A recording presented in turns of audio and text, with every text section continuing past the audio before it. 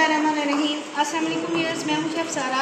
आज मैं आपके लिए बेसन की बर्फ़ी बना रही हूं जो कि हर वक्त बहुत अच्छी लगती है और स्पेशली ईद के त्यौहार पे इसको बनाएं तो आपको बहुत लुत्फ़ देगी। इसके लिए 100 ग्राम मैंने देसी घी ले लिया, 2 से 3 सब्ज़ इलायची हैं मेरे पास। घी को हल्का सा गर्म करेंगे और आंच बिल्कुल हल्की कर देंगे। 125 ग्राम मेरे पास बेसन है और बेसन इसमें डाल देंगे और बिल्कुल हल्की आंच पे इसको भूनेंगे।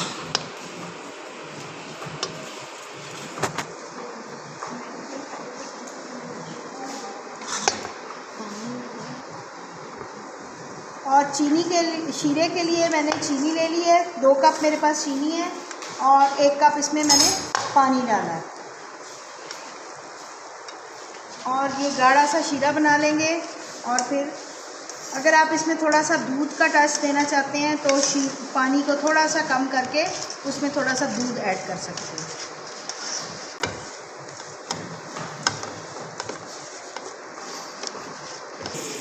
जी, बेसन को हमने हल्की आग पे तकरीबन 10 से 12 मिनट हमने भून लिया। इस तरह से ये लिक्विड होना शुरू हो गया।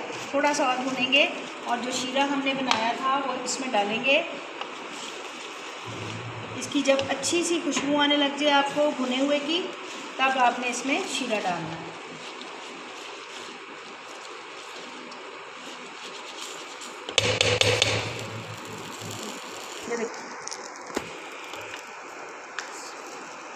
जी, अब हम इसमें शीरा डाल देंगे और इसको थोड़ी देर पकाएंगे।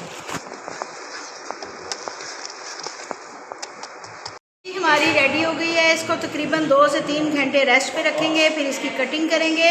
उम्मीद है कि बर्फ़ी की ये रेसिपी बहुत अच्छी लगेगी, आप इसको लाजमी ट्राई करेंगे।